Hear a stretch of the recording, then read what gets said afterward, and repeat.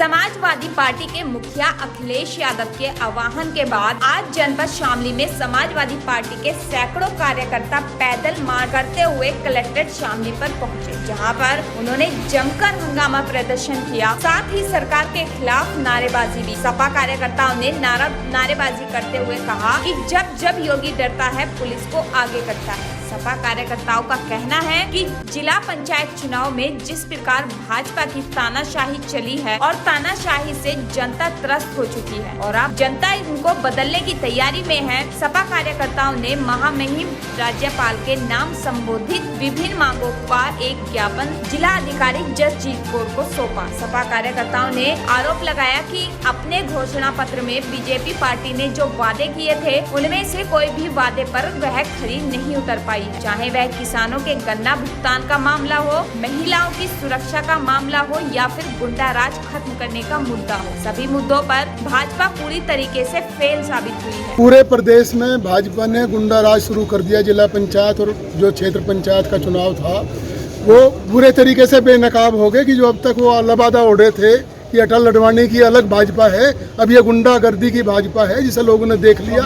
उसी के विरोध में ये आज का था और ये आज सत्ता बदलने से शुरू होगा। आज से हम सत्ता बदलने का आह्वान किया अपने कार्यकर्ताओं से और जनता से और ये सत्ता बदलने तक चलेगा।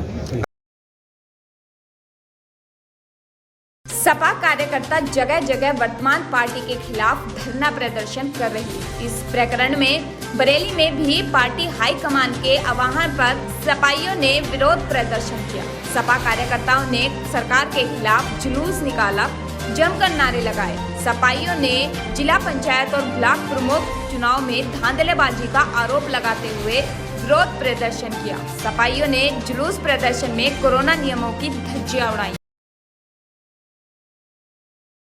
उत्तर प्रदेश के हमीरपुर में भी सपा कार्यकर्ताओं ने सरकार के खिलाफ जमकर प्रदर्शन किया। समाजवादी पार्टी के राष्ट्रीय अध्यक्ष अखिलेश यादव के निर्देश पर जिले भर में सपाइयों ने धरना प्रदर्शन कर रहे हैं। कार्यकर्ताओं ने जमकर सरकार विरोधी नारे लगाए हैं। ब्लॉक प्रमुख एवं जिला पंचायत चुनाव में हुई बेईमानी, बढ़ती महंगाई और कृषि बिल को लेकर समाजवादी पार्टी के कार्यकर्ताओं ने धरना दिया है। उसके बाद पुलिस ने धरने दे रहे सभी कार्यकर्ताओं को पुलिस लाइन से गिरफ्तार कर लिया है। बता दें कि यह प्रदर्शन समाजवादी पार्टी के मुख्य कार्यालय से शुरू किया गया।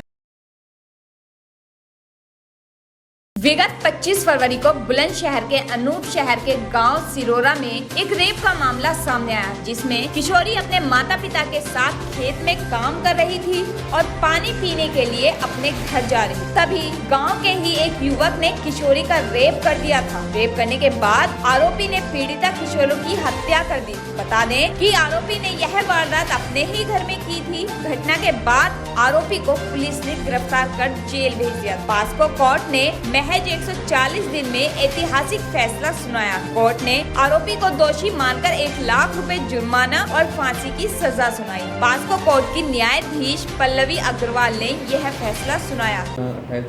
आरोपी को सजा सुनाई गई फांसी की। क्या देखिए, 25 फरवरी 2021 को ग्राम सिरौरा है, थाना अनूप शहर में, वहाँ की एक 12 वर्षीय बच्ची उस संदिग्ध परिस्थितियों में अकस्मात लापता हो गई। अपनी माँ और बहनों के साथ खेत पे काम करने गई थी। पानी पीने के लिए खेतों से निकली, इसके बाद रहस्यमय तरीके से गायब हो गई। 28 तारीख को 3 दिन बाद इसके परिवारीजनों द्वारा थाने पे सूचना दी गई, जिसके आधार पर 363 IPC का मुकदमा दर्ज किया गया। एक हरेंद्र नाम का उसी गाँव का लड़का था, जिसका घर उस खेत के पास था जहाँ वो पानी पीने गई थी, और उसके विरुद्ध दर्ज कराया गया 22 तवाह में एक शक के आधार पर। हम लोग जैसे ही घटना की जानकारी मिली, पूरा जनपद पुलिस सजग हुई, सतर्क हुई और हम लोगों ने लगातार प्रयास करके अभियुक्त हरेंद्र को गिरफ्तार किया दिल्ली से। गिरफ्तारी के बाद जब उससे गहराई से पूछताछ हुई तो पता चला कि वो लड़की इसके घेर पर पानी पीने के लिए गई थी। घर पर ये अकेला था। इसने उस लड़की के साथ बलात्कार किया और फिर उसकी हत्या करके घर के अंदर ही गड्ढा खोद करके उसके शव को छुपा दिया था। अभियुक्त की निशानदेही पर घर की सीमा रेखा के अंदर से शव को बरामद किया गया। पंचायतनामा पोस्टमार्टम की कार्रवाई हुई। मात्र 10 दिनों में इस प्रकरण में आरोप पत्र न्यायालय प्रेषित किया गया। क्षेत्राधिकारी डिवाई सुश्री वंदना शर्मा को विशेष रूप से इस कार्य के लिए लगाया गया कि नियमित रूप से न्यायालय में पैरवी करके यथाशीघ्र, हम लोगों का प्रयास था कि 40 दिन के भीतर इस प्रकरण में सजा हो, जिसका एक अच्छा संदेश समाज को जाए, अपराधियों में भय व्याप्त हो। और प्रयास किया गया कि पुलिस के स्तर पर किसी प्रकार की लापरवाही या शिथिलता न हो। क्षेत्राधिकारी डीवाई, यद्यपि उनका क्षेत्र नहीं था, तो उनके द्वारा भी इसमें अथक प्रयास किया गया। स्थानीय पैरोकार कोर्ट मोहर्रे और एडीजीसी श्री सुनील शर्मा, जो इस केस के अभियोजक थे, लगातार हम लोग उनके संपर्क में रहे और मॉनिटरिंग करते रहे।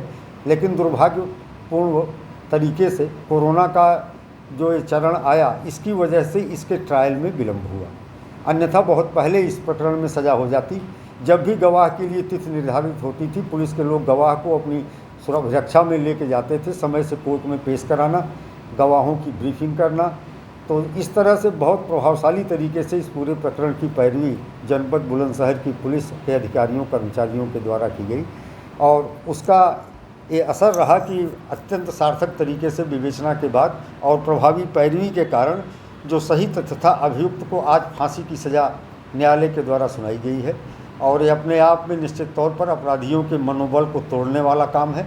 इससे अपराधियों में विशेष रूप से बच्चियों के प्रति संवेदनशील जो अपराध हैं हमारे समाज के, नाबालिग बच्चियां, छोटी बच्चियां, इनके साथ जो शारीरिक अपराध, बलात्कार और छेड़खानी से संबंधित है, इस तरह के अपराध करने वालों के मन में निश्चित रूप से भय पैदा होगा और इसका बहुत अच्छा संदेश समाज में जाएगा।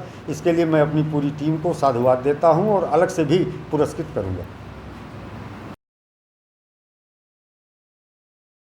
बुलंदशहर जिले के जहांगीराबाद क्षेत्र में माननीय मुख्यमंत्री योगी जी ने सामूहिक विवाह कार्यक्रम का आयोजन किया। सामूहिक विवाह कार्यक्रम में 11 जोड़ों का विवाह कराया गया। कार्यक्रम में फेरों के दौरान बेटियों के साथ पक्षपात का मामला प्रकाश में देखा गया। कुछ बेटियां 16 सिंगारों से सजी थीं, लेकिन कुछ बेटियां बिना सिंगार के ही फेरे ले रही, जबकि माननीय मुख्यमंत्री जी द्वारा सामूहिक विवाह के लिए भरपूर सुविधाएं दी जा रही। उसके बावजूद भी स्थानीय अधिकारी बंदरबाट करने के चक्कर में बेटियों को सुविधाएं देना ही भूल गए। यूपी सरकार के सामूहिक विवाह में करोड़ों रुपए खर्च करने के बावजूद भी लाभार्थियों को नाम मात्र का ही लाभ मिल पाया। स्थानीय लोगों का कहना है कि आला अधिकारियों ने यहाँ तक कह दिया कि इन्हें 16 सिंगार की क्या आवश्यकता है, यह गरीब हैं, गरीब ही रही। सामूहिक विवाह कार्यक्रम में बेटियों को तैयार कर रहे अनिल अग्रवाल ने बताया कि उन्हें कुछ ही बेटियों को तैयार करने की इजाजत मिली है। कुछ बेटियों को समूह की महिलाओं ने तैयार किया है, इस बारे में उन्हें कोई जानकारी नहीं है।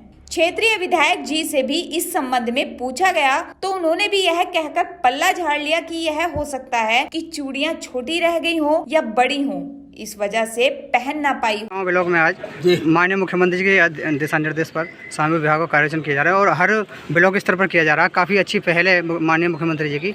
तो आज कितने जोड़ों को यहाँ शादी समारोह हुआ है? आज यहाँ 11 जोड़ों का शादी समारोह हुआ है जी।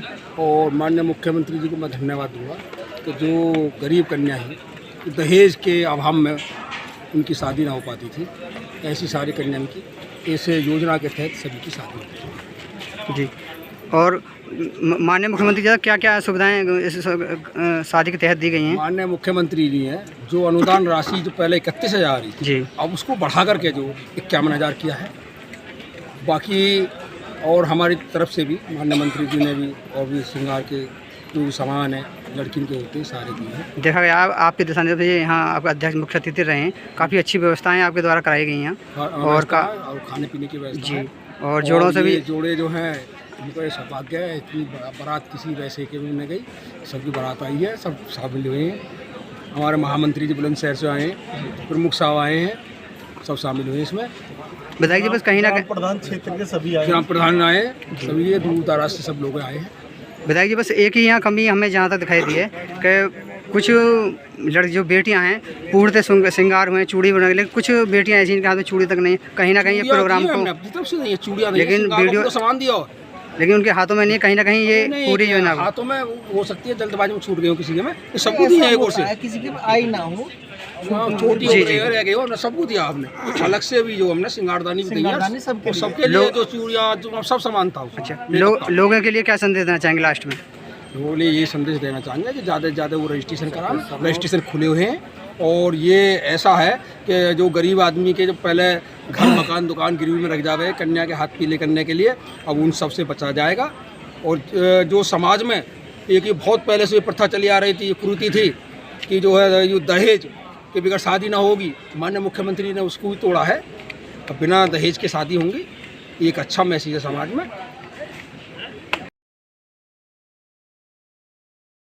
राकेश टिकैत जगह जगह किसान आंदोलन के प्रति लोगों को जागरूक कर रहे हैं। बरेली के बेहड़ी पहुंचे राकेश टिकैत ने कहा है कि 5 सितंबर को संयुक्त मोर्चे की मुजफ्फरनगर में बड़ी महापंचायत करें, वहीं से आंदोलन की नई दिशा तय होगी। इस पंचायत में देश भर से आए किसान हिस्सा लें। उन्होंने कहा 22 तारीख से 200 किसान हर रोज संसद का घेराव करें। बरेली पहुंचे राकेश टिकैत ने उत्तर प्रदेश सरकार और भारतीय जनता पार्टी पर भी जमकर निशाना साधा। उन्होंने कहा है कि प्रदेश जैसे पंचायत का चुनाव हुए, ऐसा चुनाव तो पहले नहीं देखा। जो चुनाव जीता उसके साथ फोटो खींचकर अपना पट्टा पहना दिया। जनता ने इन्हें वोट नहीं दिया, फिर भी यह 95% सीटें जीत गए। तो बात करती है, एक दिन में नहीं 2 दिन में करती है। 8 महीने से लोकतांत्रिक देश में किसान शांतिपूर्ण तरीके से धरने पर बैठे और आप उनसे बातचीत नहीं करोगे, ये तो नहीं होगा। सर जब बात करने का नंबर आता है तो घुमा फिर के ये लोग वैसे ही जैसे कि पहली बातें हैं फिर वही ले जाते हैं, ये घुमा फिर के। सर हाँ ले जान तो किसान ही क्या कोई इनसे घुमा बिना सीधी बात कर रहा,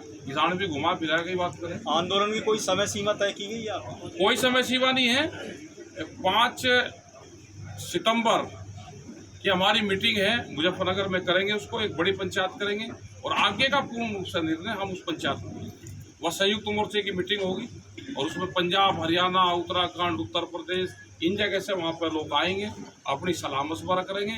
सरकार के पास में भी अभी करीब 40-50 दिन का टाइम है। आने वाले जो विधानसभा के चुनाव है उसमें किस पार्टी को सपोर्ट करेगी आप? ना हम सपोर्ट किसी को नहीं करे भाई, हमारे भरोसा कोई रही हो ना, अपना आत्मा अपने आप मारो। संसद घेरने का कुछ है? हाँ घेरने का है 22 तारीख को। 22 तारीख को 200 लोग हमारे हर रोज जा करेंगे, बस से जाएंगे।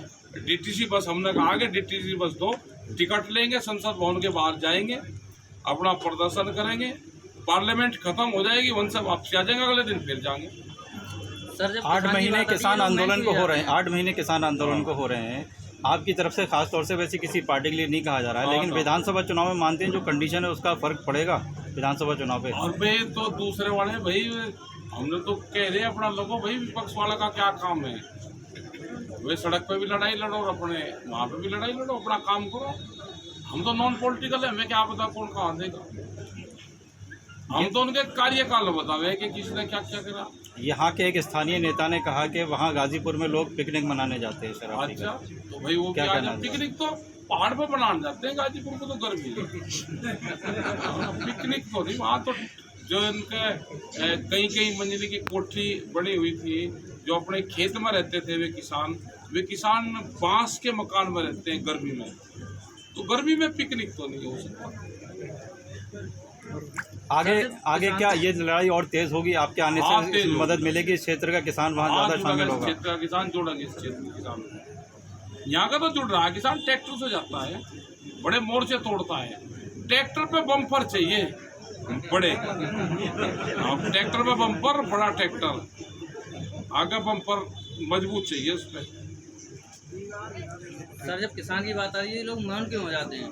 सरकार मौन क्यों हो जाती है जब किसान की बात आती है? नहीं, लूट, अगर चोर को ये कह दे भाई तेरे चोरी करी माल दे दे तो